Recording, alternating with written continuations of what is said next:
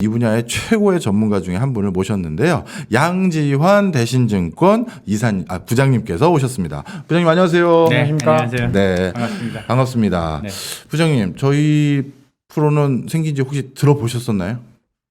제가 페이스북 통해서 아. 제가 이제 뭐 김열매 연구원 친구들 이제 올린 거 보고 봤습니다. 아유, 네. 알겠습니다. 저도 빼북 열심히 하고 있는데 한번 친구 맺어주십시오. 네, 네. 알겠습니다. 꼭 이렇게 귀한 분들 오면 그런 걸 요구하더라. 자, 저희가 지난주에 좀 공부를 조금 했는데요. 네. 아쉬운 게 많았어요. 그런데 이제 지난주에 연장선상에서 먼저 HMM부터 여쭤보고 가도록 하겠습니다. 네. 일단 뭐 전환사채도 있고 뭐도 있지만 일단 단도직입적으로 여쭤볼게요. HMM 더 갑니까? 아니면 저희가 주저해야 되나요? 네. 저는 개인적으로 더 간다고 봅니다. 네. 너무 처음부터 찌르시는 거 아니에요? 아니, 저도 그냥 피해 가실 줄 알았는데 바로 대답해서 바로 깜짝 놀랐어요. 너무 처음부터 들이대셔가지고. 네. 더 간다고 생각하시는 어떤 이유도 좀. 예, 일단 작년 2020년에 컨테이너 턴어라운드의 어떤 그 네. 이유를 좀 알아야 돼요. 음. 2020년 컨테이너 업황이 턴어라운드 할 수 있었던 가장 큰 계기는 미주 항로의 물동량 증가입니다. 유럽 항로가 4분기에부터 1월 달까지 약 한 11월부터 1월 달까지 한 350%의 운임 상승이 있었지만 사실 유럽 항로의 운임 상승의 어떤 그 기저에는 미주 항로의 운임이 많이 올라갔던 부분이 있었고요. 그 미주 항로의 운임 상승이 이끌었던 부분들이 바로 미국의 물동량 증가입니다. 미국 소비가 상당히 많이 늘어났다고 보시면 될 것 같은데요. 관련해서 제가 좀 보여드릴 게 있습니다. 이게 이제 차트인데요. 작년에부터 올해까지 지금 미주 항로하고 유럽 항로의 컨테이너 운임을 나타내는 지수입니다. 파란색이 이제 미주 항로고 회색이 유럽 항로라고 보시면 될 것 같은데요. 미주 항로 같은 경우는 2020년 약 한 5월 정도 수준까지는 크게 움직이지 않다가 7월 정도 가면서 이제 올라오기 시작했고요. 9월 이후로는 계속 이제 F당 4,000불 이상이 유지되고 있었다고 보시면 될 것 같습니다. 그럼 운임이 왜 이렇게 많이 올랐냐라고 본다면 사실 2020년 4월 달만 하더라도 뭐 전 세계 모든 경제 전망 기관이나 해운 전망 리서치 뭐 전문 리서치라고 하는 클락슨에서 전 세계 교역량이 한 11% 정도 빠진다고 봤어요. 네. 컨테이너 물동량이 많이 빠진다고 봤는데 실제로는 작년도에 컨테이너 물동량이 한 마이너스 1% 정도. 네. 예, 그러니까 원래 4월 달에 전망할 때는 마이너스 한 11% 정도의 교역량 감소를 예상을 했었지만 실제로는 그보다 10%포인트 이상 물동량이 늘었다고 보시면 될 것 같고요. 특히나 이제 미주 항로 같은 경우는 네. 작년도 놓고 봤을 때 물동량이 4 내지 5% 정도 증가를 했었습니다. 예. 예, 그 평상시 대비해서 상당히 큰 폭의 이제 증가세를 나타냈다고 보시면 될 것 같고요. 기본적으로 미주 항로는 40피트 컨테이너가 기본 박스입니다. 네. 저희가 이제 컨테이너 박스는 6m짜리, 12m짜리 두 개가 있는데 네. 6m짜리가 이제 20피트 컨테이너, 12m짜리가 40피트 컨테이너입니다. 네. 근데 이제 미주 항로로 가는 모든 컨테이너는 40피트 컨테이너입니다. 그리고 인트라아시아나 유럽이나 예. 지중해로 가는 컨테이너는 20피트, 40피트가 이제 혼용해서 이제 사용되고 있다고 보시면 될 것 같습니다. 근데 미주 항로에서 작년 4분기에 물동량이 YY로 얼만큼 늘었냐면 27% 늘었습니다. 27% 늘은 거는 과거 10년 동안 한 번도 있었던 적이 없었고요. 왜 그렇게 늘었을까요? 미국의 소비가 급증했기 때문이라고 보시면 될 것 같은데요. 제가 또 다른 그래프를 보여드릴게요. 작년도 코로나 상황이었지만 미국의 가처분 소득은 오히려 늘어났었습니다. 예, 그래서 그 늘어난 부분들이 다 대부분 이제 정부 지원금 때문에 늘어났다고 보시면 될 것 같고요. 특히나 이제 가처분 소득이 많이 늘어서 소비가 그러면 큰 폭으로 증가했느냐라고 네. 본다면 그렇지는 않습니다. 예, 총소비는 오히려 한 2% 정도 감소를 했는데요. 그러면 어떤 현상이 있었냐면 예. 상품에 대한 소비가 많이 늘었습니다. 예, 코로나로 인해서 집에 이제 갇혀 있게 되고 예. 락다운으로 인해서 레저 활동 이런 것들이 상당히 이제 제한적으로 이제 할 수밖에 없는 상황이다 보니까 보복 소비가 상품에 대해서 많이 일어났다. 특히 내구재 쪽으로 많이 늘어났고요. 그래서 상품에 대한 소비는 작년에 상당히 많이 늘어났고 반면에 이제 서비스 소비가 이제 큰 폭으로 감소했다 보시면 될 것 같고요. 이게 물동량 증가를 이끈 하나의 요인이었고요. 네. 예, 다음으로 이제 본다면 이커머스 비중이 상당히 많이 올라왔습니다. 저희가 우리나라의 그 이커머스의 그 소매 판매 침투율이 어느 정도 되시는지 아시나요? 전문가가 얘기해 주실 겁니다. 찍어볼까요? 네. 한 50%. 아닙니다. 32% 정도 되고요. 생각보다 적네요. 저도 50 생각했거든요. 네, 32% 정도 된다고 보시면 될 것 같고요. 미국 같은 경우가 미국도 물어봐 주세요. 미국은 제가 네, 어느 정도 저기 되나요? 나와 있잖아요. 미국은 16%. 예. 정확하시다. 이 정도 올라왔는데요. 네.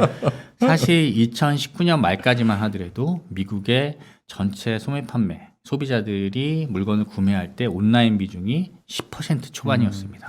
예, 이게 2000년부터 2019년까지 약 한 20년 동안 10% 초반까지밖에 올라오지 못했습니다. 예. 그러면 미국 사람들이 상당히 이제 외부에 어떻게 보면 오프라인을 통해서 이제 많이 소비 활동을 했다고 보시면 될 것 같고요. 근데 작년에는 어쩔 수 없이 이커머스를 많이 사용할 수밖에 없는 상황이었는데 이게 작년에 거의 4%포인트 이상 올라갔다고 보시면 될 것 같습니다. 거의 한 8년 정도 동안의 기간 동안 늘어나야 될 부분들이 갑자기 늘어났다고 보시면 될 것 같습니다. 그래서 이러한 부분들이 이렇게 갑자기 늘어나면서 특히나 이제 US 리테일 임포트를 보시면 미국의 직구가 상당히 많이 늘어났다고 보시면 될 것 같고요. 트랜스퍼시픽 컨테이너 물동량 증가율하고 US 리테일 임포트 하고 거의 비슷하게 움직였다라고 보시면 될 것 같습니다. 그래서 미국 소비자들의 어떤 소비 채널의 어떤 변화 그리고 서비스 소비에서 상품 쪽으로 간 어떤 이런 변화들이 미국의 물동량 증가를 이끌었다라고 보시면 될 것 같은데요. 그럼 이것 때문에 발생한 현상이 뭐냐면 네. 어떠한 뭐 해운선사나 전문가들도 미국의 소비가 이렇게 늘어날 거라고 생각을 못했어요. 그렇죠. 예, 그러다 보니까 40피트 컨테이너 박스 부족 현상이 생기기 시작합니다. 네. 예, 박스 부족 현상이 생기기 시작하고 그다음 미국으로 가는 컨테이너선은 대부분 LA, 롱비치 항에 컨테이너를 내리고 예. 거기서 CY 컨테이너 야적장으로 간 다음에 BNSF나 유니언 퍼시픽 같은 미국의 이제 레일 서비스 회사들이 있습니다.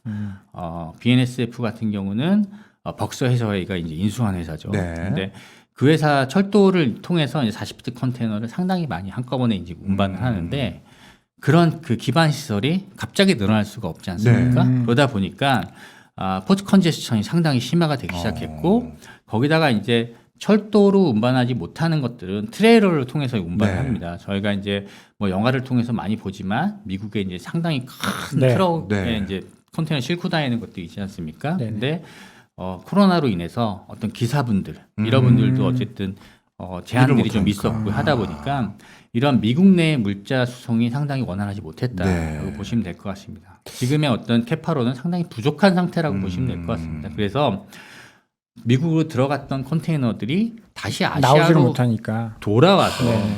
아시아에서 하주들이 또 미국의 소비가 많이 늘어났으니까 주문이 많이 쏟아지지 않습니까? 네. 그럼 그거를 싣고 다시 미국으로 가야 되는데 네. 컨테이너가 빨리빨리 안 돌아오는 겁니다. 그래서 저는 그런 생각을 했거든요. 컨테이너가 부족해서 운임이 올랐다. 근데 뭐 지금은 반도체가 부족해서 차를 못 만든다는 이해를 할 수가 있어요. 왜냐면 반도체는 공장에서 만드는. 컨테이너는 그렇게 만드는데 오래 걸리지도 않을 것 같고 그러면 이것도 만들어서 실어서 나르면 되지 않나라는 네네네. 생각을 했는데 맞습니다. 이게 뭐 하역에도 약간 문제가 있는 것 같고.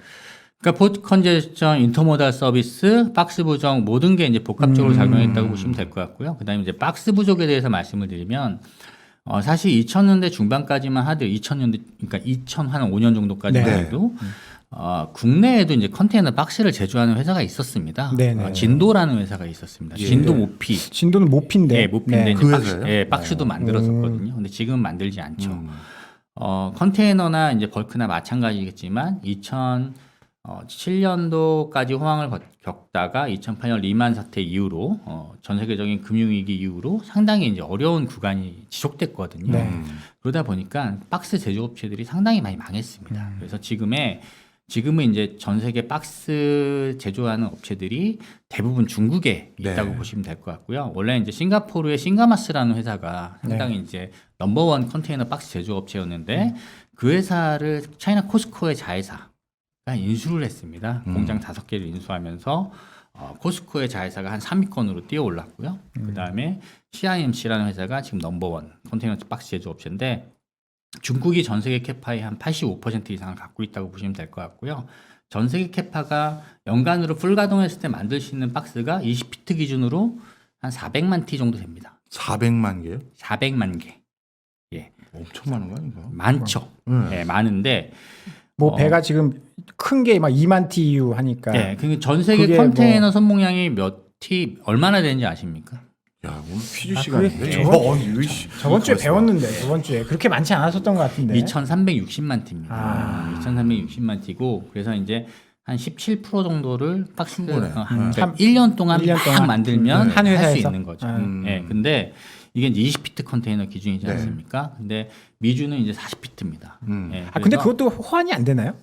이렇게 호환이 뭐 아니 미주는 기본적으로 40피트입니다. 그게 이게 네모난데 네. 레고 쌓는 것처럼 이렇게 두 개 쌓으면 된다. 그러니까 아. 20피트면 뭐 약간 그래도 뭐, 안 되나 보죠? 지금 예, 순간 기분 상하셨어요. 수준 낮아가지고. 잘못 미국은 그러구나. 기본적으로 40피트가 한다고 보시면 될 것 같고요. 네네.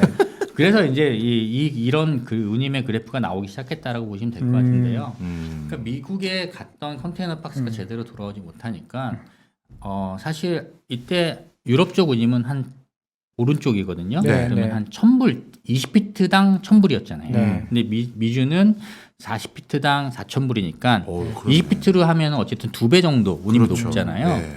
근데 미주는 6주 서비스입니다. 네. 원트립 하는데 서한 찍고 돌아오는데 6주 정도 소요된다고 보시면 예. 될 것 같고요. 유럽은 12주 서비스입니다. 예, 그러다 보니까 유럽은 훨씬 길죠. 네. 네.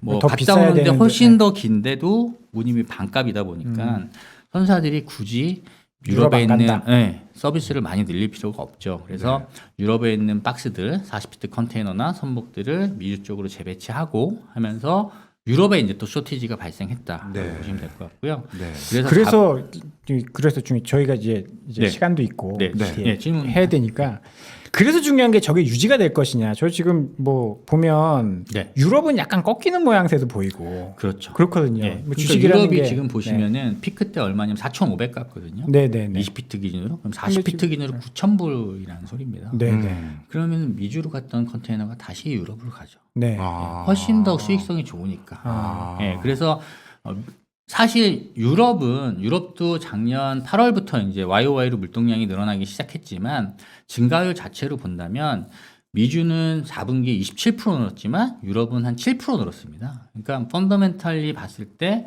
미주 정도의 시황이 유럽은 아니라는 거죠. 예, 그래서 미주 시황이 훨씬 강한 시황이라고 보시면 될 것 같고요. 그런데 유럽의 운임이 이렇게 올랐으니까 선사들 입장에서는 유럽의 서비스하는 게 훨씬 더 수익성이 높아. 그럼 유럽으로 다시 움직일 수 있죠. 네. 그러면서 이제 유럽은 원래 펀더멘탈이 미국 대비해서 좀 약한 상황이었는데 서비스가 늘어나고 박스가 다시 투입되면서 유럽은 빠진다고 보고 있고요.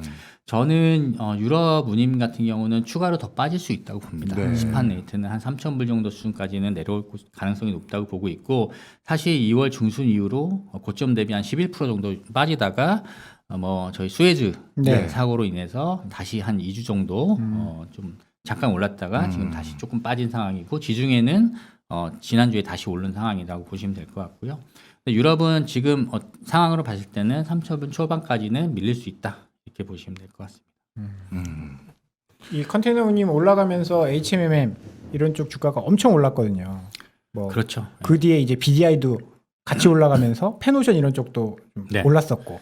근데 지금은 조금 뭐 상승세는 좀 쉬어가는. 그렇죠. 네. 사실 뭐 작년 말에 아마 한 13,900원 정도 수준의 12월 말 종가가 기록된 걸로 제가 알고 있고 그 이후에 지금 한 수에즈 사건 터지고 나서는 뭐 35,000원 네. 넘어갔었기 때문에 네.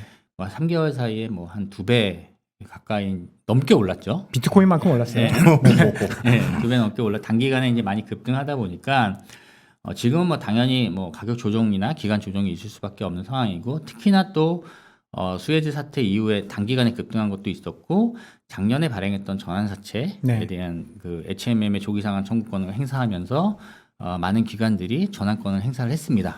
예, 그래서 그런 부분들이 오버행으로 이제 인식이 되면서 주가가 조정을 받고 있다 이렇게 보시면 될 것 같습니다. 네. 사실 보면 이 전환사채라는 것 있는 것조차도 모르시는 이 개인 투자자분들이 있어요. 이렇게 막 올라가니까 실적은 좋고 그 전환사채 모르고 공부를 해보면 이게 이렇게 늘어나면 밸류에이션 뭐 PR 몇 배고 괜찮을 법하다. 그런데 이게 또 아니란 말이에요. 네. 그러니까 이게 우리 부장님께서 조금 이제 자세하게. 자세하고 쉽게 네. 자세하고 어려우면 안 됩니다. 지금 순간 사례가 걸렸어요. 어려우면 쉽게 들으나 안 말씀드리겠습니다. 하거든요. 쉽게 네. 말씀드리겠습니다. 네. 제가 이제 HMM을 작년 11월 초에 이제 이닛을 했었는데요. 그 동안은 사실 커버를 안 하다가 네. 작년에 이제 업황이 워낙 좋아지니까 이제 커버를 시작했는데 커버할 때 가장 많이 고민했던 부분이 바로 연구채 전환사채였습니다. HMM이 뭐 사실 2010년도 이후로 한 번도 흑자를 낸 적이 없지 않습니까? 10년 동안 적자를 내다 보니까 자본 잠식에 들어가는 상황이 됐고 그 과정에서 사실 2017년에 이제 한진해운이 파산하면서 국적 선사가 없는 네. 서름을 국내 하주들이 많이 겪었습니다. 그래서 2018년에 해양진흥공사가 이제 출범을 하게 되고요. 거기는 이제 기재부, 산업은행, 그다음에 뭐 해운업체들 일부 해서 이제 에쿼티를 태우고 그다음에 이제 자본을 형성해서 HMM 지원에 나선 거죠. 네. 국정선사 필요하니까.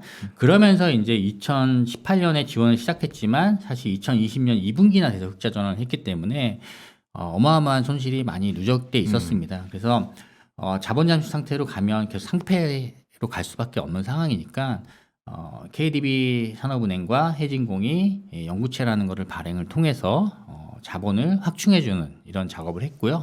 그게 이제 규모가 이제 3조 원이 좀 넘습니다. 네. 그러면은 전환가가 5천 원이라고 하면 한 6억 주 정도 된다고 보시면 될 것 네. 같고요. HMM 주식수가 한 3억 주가 조금 넘기 때문에 2배 가까운 물량이 잠재 물량이다. 그렇죠. 라는 이제 인식이 있는 거죠. 네. 그게 전환되면 얼마에 전환이 되는 거예요? 5천 원입니다. 네. 그러니까 그걸 전환하면 HMM 주식 한 주를 5천원에 준다는 얘기잖아요.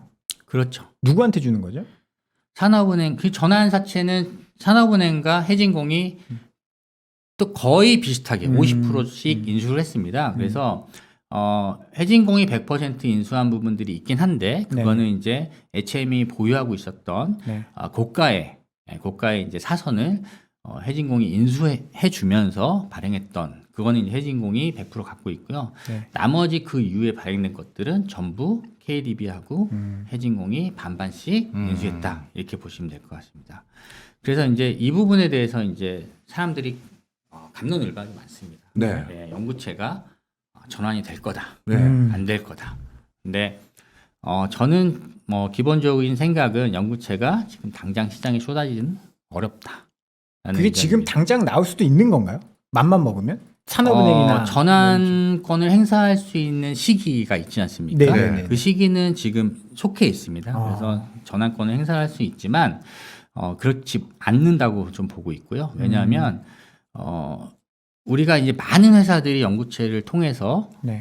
구조조정 과정을 거치면서 나중에 M&A 되는 이런 과정들을 봤는데 산업은행이나 아니면 수출입은행 이런 쪽에서 주로 이제 연구체를 많이 인수를 했었습니다. 네. 근데 HMM 이전에도 뭐 대우조선해양이나 뭐 대한항공도 마찬가지고요. 많은 기업들이 있었지만 연구체가 중간에 조기 뭐 전환권을 행사하면서 일부 시장에 출회되는 경우는 상당히 적었고요. 네. 예, 그리고 지금 HMM 같은 경우 해진콩이라는 것 출범한 것 자체가 대한민국 해운을 일단 글로벌 탑5 수준까지 끌어올리겠다. 원래 이제 저희가 그 한진해운이 있고 HMM이 같이 네. 있을 당시에 선복 기준으로 봤을 때 한진해운이 넘버 7, 예, 그리고 HMM이 한 11위. 그래서 전체적으로 봤을 때 물동량, 수송량 기준으로 전 세계에서 한 5위권 정도 국가였다고 네. 보시면 될 것 같습니다. 예, 5위권 정도 국가였는데 지금은 상당히 많이 밀린 상황이었고 뭐 HMM이 지금 사실 작년 올해 해서 24,000T, 16,000T 선박을 20척을 이제 인도를 받으면서 네. 캐파가 좀 많이 늘어나긴 했지만 아직 예전 수준까지 뭐 한국의 해운이 발전하기에는 아직도 시간이 좀 더 걸린다라고 보기 때문에 당장 전환할 여지는 별로 없다. 그리고 이제 두 번째로 제가 전환권이 100% 나오지 않는다고 보는 이유는 M&A를 통해서 어쨌든 산업은행의 해진공도 이제 들어갔던 자금들을 회수를 해야 될 텐데 회수할 때 사실 지분율이 너무 높으면 네. 어렵습니다. 근데 지금의 어떤 기존에 이제 보유하고 있는 보통주에다가 전환권을 모두 행사했을 경우에 지분율이 두 개의 기관이 합쳐서 72%가 넘어가게 됩니다. 뭐 거의 다 가지고 있네요. 예, 네. 그렇게 되기 때문에 그게 나오는 순간 일단 상당히 어려워진다. HMM의 향후에, 그러니까 HMM이 추가적으로 글로벌 선사로 거듭나기 위해서는 컨테이너뿐만 아니라 뭐 벌크, 탱커 쪽에 추가적인 캐펙시 투자도 있어야 되고 선박에 대한 발주도 있어야 되는데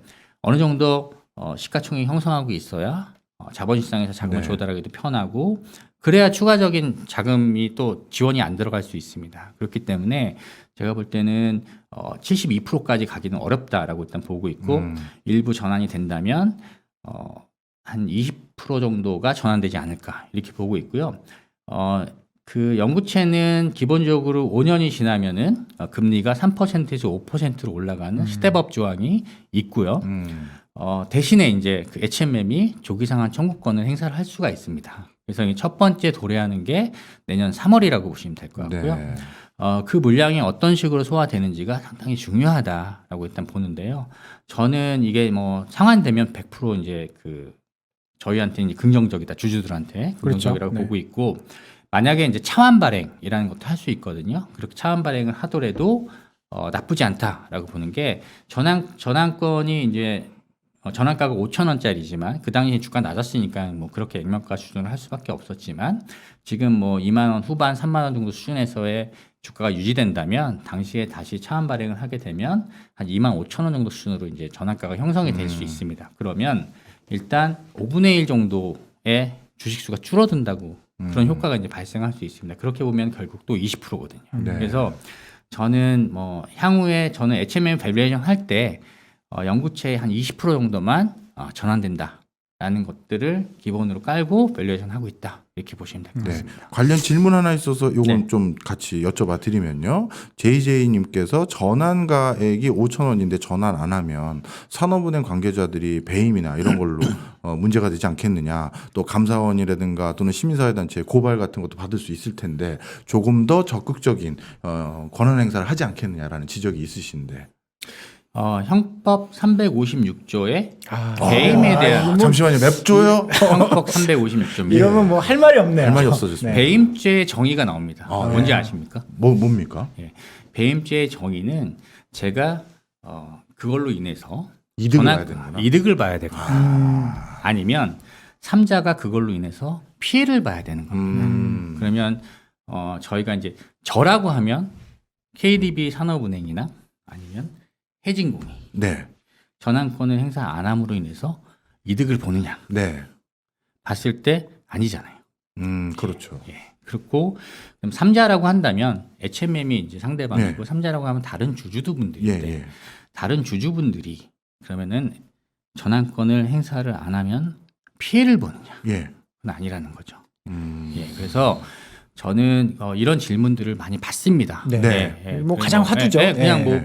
뭐 이렇게 되면 배임죄 아니냐? 네. 감사원에서 뭐 난리치지 않겠냐라고 네. 하지만 배임죄 정의로 봤을 때 저는 이제 법률 전문가는 아닙니다. 네, 네. 저도 이제 찾아봤습니다. 네, 네. 배임죄라는 건 어떤 게 배임죄에 해당하는지 찾아봤을 때 지금 정의상 데피니션상으로 봤을 때는 배임죄에 해당하지 않을 수 있고요. 물론 이제 그게 법정에 가서 어떻게 이제 뭐 판결이 날지는 두고 봐야 네, 되겠지만 그럴 가능성은 별로 높지 않다. 이렇게 보고 알겠습니다. 있습니다. 네. 그러니까 그래도 저는 지난주 궁금했던 게 오늘 많이 풀렸어요. 형법 나오니까. 또 할 말이 없네. 형법 나오니까. 이게 그러니까 뭐 정리해서 이야기하면 전환사채가 한 6억 주 정도 있고 뭐 신주증권도 좀 있긴 한데 그게 다 시장에 나올 가능성은 그다지 없다. 높지 않다. 그래서 뭐 한 20% 정도라고 쳤을 때 그러면 20% 나온다라고 쳤을 때 그 시기라든지 그렇게 되면 지금의 밸류에이션이라든지 가치는 뭐 어느 정도 되는지 주가가 또 워낙 많이 올라서 네. 그런 부분 좀 걱정하시는 분들도 있거든요. 예, 지금 시가총액 한 10조 정도 된다고 보고 있습니다. 네. 10조 정도 되는데 여기에 이제 20% 정도가 전환권이 그다음에 한 1억 주 이상, 1억 2천만 주 정도가 더 늘어난다고 보시면 될 것 같고요. 그러면은 한 3, 4조 정도가 더 애드업 된다고 보시면 됩니다. 그러면은 시총이 13에서 14조 정도 순이라고 보시면 될 것 같고요. 올해 HMM 저희가 순이익을 약 한 3조, 한 3천억 정도 보고 있습니다. 네. 예, 그러면 뭐 지금 13조, 14조라고 하더라도 그렇게 비싼 건 아니고요. 특히 이제 해운주 같은 경우는 PER 멀티플보다는 PBR 멀티플을 많이 이제 적용을 하는데요. 네. 그건 왜 그렇죠? 배 때문에 그런 거예요? 자산? 그거는 이제 뭐 그 해운주 같은 경우는 PER로 했을 때 밸류에이션 잘 안 나옵니다. 왜? 왜냐면 업황이 좋을 때는 저퍼고 아. 업황이 안 좋을 땐 고퍼. 그러니까 맞습니다. 업황이 안 네네. 좋을 땐 고퍼, 업황이 네. 좋아서 어닝이 잘 나올 땐 저퍼 이렇게 네네. 되는 경향이 많습니다. 그게 이제 산업재해에 해당하는 종목들이 대부분 그렇다고 보시면 될 것 같고요. 대한항공도 마찬가지고, 예, 항공사도 마찬가지고, 해운사도 마찬가지고, 그리고 조선사도 마찬가지입니다. 예, 그래서 산업재 종목들은 대부분 이제 PBR 밸류에이션을 많이 사용하는데 거기서 이제 비싸다 싸다의 잣대로 이용하는 게 PER을 상대적으로 한번 보는 거죠. 예, 그렇게 봤을 때는 지금 뭐 그렇게 비싸다고 생각하지는 않고요.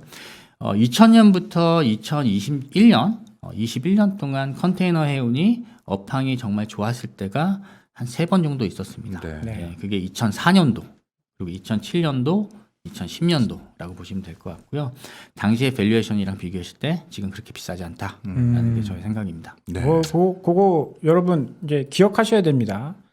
조선, 항공, 네. 해운, PER이 아니고 PBR 해야 PBR. 된다. 네. 뭐 무조건 이제 밸류에이션 할 때 PER로 하면 안 되고 음. 은행 같은 경우에도 PBR로 예. 해야 그래서, 되는 거고. 밸류에이션을 할 때는 현재의 업황이 과거의 피크 때의 업황 대비 어느 정도 수준인가, 그리고 그 당시에 받았던 밸류에이션은 어느 정도 수준이고 지금의 밸류에이션은 어느 정도 수준인가, 이런 부분들을 감안해서 한다고 보시면 될 것 같습니다. 네. 야, 일단 오늘 뭐 또 하나 상환 CB 정신이 없네요. 전환사채 상환 여부, 행사 여부 확실히 오늘 배운 것 같고요. 형법 356조, 형법 356조. 예. 그다음에 PBR. 근데 부장님께 하나 더 배우고 싶은 게 있었어요. 뭐요? 제가 컨테이너는 좀 전까지 우리 부장님 설명을 통해서 다 배웠는데 컨테이너 말고 또 이상한 게 하나 있더라고요. 지난번에 우리 배웠지 않습니까? 컨테이너는 지하철이나 버스 노선 같은 거고 택시 같은 게 하나 있다. 벌크. 벌크. 네. 벌크도 알려주고 가셔야죠. 네, 벌크도 말씀드리겠습니다. 그러니까 뭐 거의 같이 움직인다고 보시면 됩니다. 그러니까 2004년도에 업황이 좋아졌을 때 컨테이너 벌크 같이 좋아졌었고요. 네. 2007년도에는 컨테이너보다 벌크가 훨씬 좋았고, 그때 완전 슈퍼 사이클이었죠. BDI가 만을 넘어갔었고, 2010년도도 마찬가지입니다. 근데 작년까지 벌크가 많이 좋지 못했어요. 예, 근데 올해부터 좀 달라진다 보고 있고요. 차트 한번 볼까요? 네. 이제 BDI라는 게 있습니다. BDI가 이제 건화물 해운 시황을 나타내는 대표적인 지수라고 다들 알고 계실 겁니다. 이거는 용선료를 지수화한 거라고 보시면 될 것 같고요.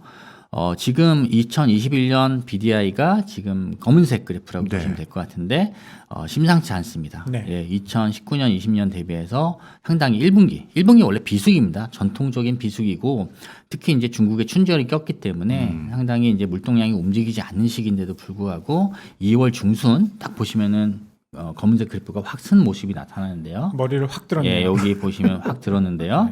예, 이때부터 이제 시황이 갑자기 급반등하기 시작했는데 이때 어떤 것들이 있었냐면, 이때 FFA 마켓에서 2009년 10월 이후로 2010년 9월 이후로 10년 만에 가장 큰 거래가 터졌습니다. 예, 가장 큰 규모의 거래가 터졌고요. 그러니까 BDI의 선도 시장이라고 보시면 될 것 같아요. 선물 시장, 주식 시장의 선물 시장 같은 데서 거래가 이제 많이, 그게 이제 과거에는 원월물이 근월물보다 무조건 낮았어요. 왜 그러니까 백오데이션 상황, 네. 시황을 안 좋게 보는, 안 좋게 보는. 시각이 많아. 점점 싸질 거야. 예.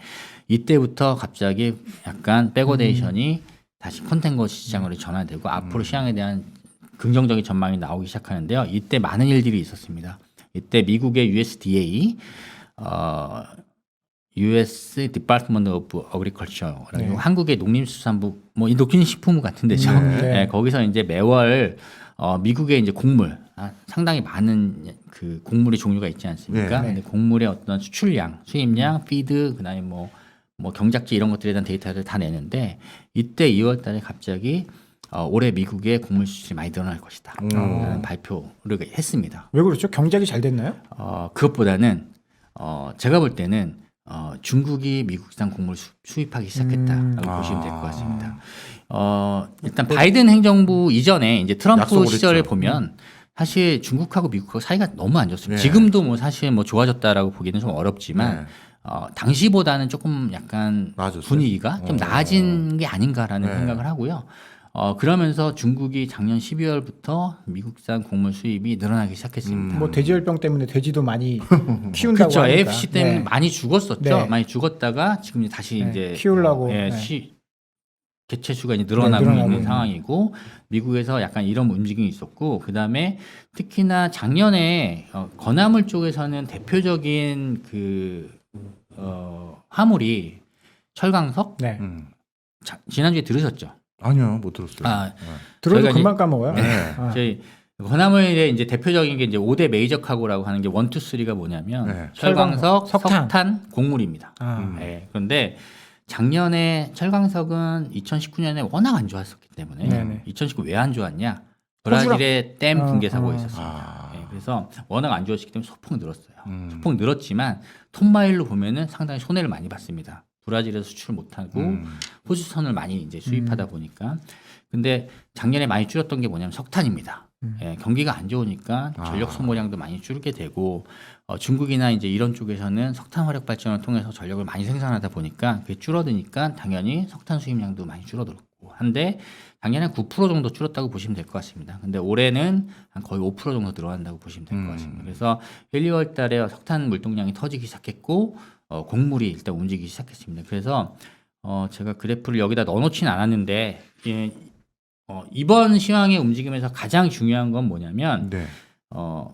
벌크는 K벌크, 파나막스, 수프라막스, 핸디 이렇게 이제 네 가지의 어떤 선형으로 나눕니다. 네. 배 사이즈죠. 예, 배 사이즈입니다. 네. 그래서 그 정도는 예. 아니죠. 네. 그래서 이제 케이프를 지수한 게 BCI, 그래서 수프라막스는 BSI, 파나막스는 BPI, 그리고 핸디맥스는 BHMI라고 하는데요. 어쨌든 과거에는 2010년 이후에는 시황이 아무리 안 좋아도 잠깐 반짝씩 반등할 때가 있었거든요. 그때 보면 주로 이제 케이프가 움직였습니다. 네. 대형선이 움직였다고 보시면 될 것 같고 철강성 물동량이 좌지우지했다라고 보시면 될 것 같고요. BDI를 산출하는 데 있어도 케이프가 웨이트가 40%, 예, 파나막스가 30%, 수프라가 30%입니다. 그래서 케이프가 움직이면 빨리빨리 이제 반영이 되죠. 하지만 케이프는 금방 뜨거워졌다 금방 죽어요. 근데 이번 시황의 상승은 파나막스하고 수프라가 이끌었다고 보시면 될 것 같고요. 케이프보다 파나막스나 수프라막스의 6개월 TC라고 하면 타임 차터 레이시라고 보시면 될 것 같은데 6개월 기간 용선료가 케이프보다 더 비쌉니다. 큰 배를 빌리는데 근데 왜 비싸죠? 작은 게? 그러니까 네. 그 작은 배에다가 곡물을 하고 석탄을 많이 운반을 하거든요. 예, 그러다 보니까 중형 선형들이 움직였다는 거는 펀더멘탈이 좀 튼튼하다라는 얘기를 할 수가 있는 거고요. 올해 이제 시황이 좋을 거라고 보는 이유는 컨테이너나 벌크 다 마찬가지지만 호황기의 서플라이 디맨드를 이 그래프를 보시면 됩니다. 근데 서플라이 디맨드가 마이너스를 기록하면 공급 증가율이 수요 증가율보다 더 적다는 거죠. 예, 그래서 회색 그래프가 막대가 밑으로 내려갈 때 건화물 시황이 좋았다라고 보시면 되는데 올해 내년 2023년까지 다 이런 상황입니다. 네, 그래서 지금 2,000포인트 수준에서 지금 이제 많이 올라온 상황이지만 좀 쉬고 있습니다. 쉬고 있는데 저희가 볼 때는 4월, 5월 달 철강석이 다시 움직이기 시작하면 시황은 더 올라갈 수 있다고 보고 있고요. 컨테이너 선사만큼 건화물 선사가 영업 레버리지가 크진 않습니다. 컨테이너 선사는 운임이 올라가면 바로바로 이제 이익에 반영되지만 건화물 선사는 장기 계약으로 묶여 있는 것들이 좀 있기 때문에 그만큼의 레버리지가 나진 않아요. 하지만 시황이 상승한다면 어쨌든 시황에 따른 모멘텀 그리고 앞으로 이익이 좋아질 수 있는 어떤 그 베이스가 형성되는 거기 때문에 건화물 쪽에 대해서도 긍정적으로 볼 타임이다라고 보고 있습니다. 지금 업사이클의 진입 초기다라고 생각합니다. 네. 그럼 유가 올라가는 건 어떻게 봐야 될까요? 유가는 H&M 같은 경우는 이제 크게 걱정은 안 하고 있고요. 왜냐하면 이제 스크러버 장착 비율이 한 82% 정도 됩니다. 컨테이너 그 컨테이너 선박 중에 82% 정도가 스크러버를 장착해서 하이설퍼를 쓰더라도 상관이 없는 상황이고 그러다 보니까 다른 선사 대비해서 훨씬 더 여유가 있는 상황이라고 보시면 될 것 같고요. 페너션 같은 경우는 스크러버 장착한 비율이 그렇게 높지는 않습니다. 20-30% 정도라고 일단 보시면 될 것 같고요. 똑같은 모든 플레이어들이 건화물 같은 경우는 스크러버 장착을 많이 안 합니다. 예, 왜냐하면 스크러버 장착하는 배들은 거의 케이프라고 보시면 될 것 같고요. 파나막스도 일부 하긴 하지만 수프라나 핸디 쪽으로 갈수록 스크러버 장착 안 하는 배들이 거의 대부분입니다. 예, 그러면 똑같은 환경에서 똑같이 경쟁하는 그런 구조이기 때문에 크게 걱정은 안 하고 있습니다. 그렇군요. 그러면 여기서 이제 마지막 보내드려야 되니까. 네. 그러네. 벌써 네. 시간이 또 이렇게 됐네요. 그러면 HMM과 페노션 둘 중에 하나 고르시라고 하면 우린 종목 추천방이 아닌데도 아니. 궁금해요. 더 이게 안 아픈 손가락이 있을 거 아니에요. 그렇죠. 어, 중장기적인 안목으로 추천을 해주시는 거죠. 그 HMM 같은 경우는 이제 주가가 많이 올랐죠. 네. 많이 올랐기 때문에 사실 조금 부담이 되는 부분이 있지만 네. 어닝으로 봤을 때 그리고 밸류에이션을 봤을 때는 페노션보다는 여전히 매력적이다 이렇게 보고 있고요. 다만 저희가 볼 때 컨테이너 운임은 3분기 정도가 피크를 칠 가능성이 있습니다. 그리고 이제 조정을 좀 받고 다시 내년에 올라간다고 보긴 있긴 하지만 근데 이제 건화물 운임 BDI 같은 경우는 2분기, 3분기, 4분기 물론 계절적인 어떤 그 트렌드가 있기 때문에 계절성 영향을 받긴 하겠지만 내년까지 이제 뚜렷이 이제 좋아지는 네. 것들이 좀 보이기 때문에 페노션도 매력적이다. 그래서 뭐 저는 단기적으로 봤을 때 HM이 더 좋다. 왜냐하면 1분기 실적이 페노션이 사실 시황 올라온 것만큼 좋게 이제 나오지는 않아요. 왜냐하면 아무도 모르는 상황에서 시황이 튀었기 때문에 선사들이 그만큼 대응이 안 됐다라고 보시면 될 것 같고요. 근데 1분기 시황이 올라오는 부분들 올해 좋을 거라고 다 봤습니다. 근데 너무 빨리 움직인 거죠. 예, 그래서 이제 1분기가 지나면서부터는 페노션도 대응이 될 거라고 보기 때문에 2분기 실적이 나오는 이제 3분기, 4분기 이때 되면 페노션도 이제 움직인다고 봅니다. 그래서 단기적으로는 페노션보다는 HMM 좀 긴 안목으로 보면 페노션도 나쁘지 않다 이렇게 보고 있습니다. 깔끔하네요. 네. 저희가 사실 짓궂은 질문 했는데도 이렇게 하나하나 다 받아주셔서 정말 송구하면서 감사할 뿐입니다. 우리 저기 더 짓궂은 질문 하셔야 됩니다. 저희가 뭐 저희가 그렇게 나쁜 놈들은 아니에요. 왜 오늘만 부를 거라고 생각을 하셨죠? 이제 저희 단골 손님이 되실 것 같은 느낌이 팍팍 오는데요. 예, 제가 벌써 오늘 솔직히 더 여쭤보고 싶은 게 몇 개 있었었는데, 이거 대한통운도 못했네. 아니 그것도 그렇고 제가 오늘 택배 기분 가격 상했어요. 형법 때문에 너무 전문가가 와가지고. 홍법을 얘기할 줄이야. 그러니까요. 그리고 우리 부장님 덕분에 우리 둘이 진행했던 우리 화요일에 거의 지금 피크의 그 실시간 동시 접속자가 늘고 있는 상황입니다. 감사합니다. 오히려 저희가 감사하죠. 저희가 감사하죠. 네. 부장님 하여튼 저희가 조만간 또 저희가 한번 좀 모시고 고견을 한번 들을 수 있는 기회를 꼭 만들어 주셨으면 하겠습니다. 네, 알겠습니다. 네.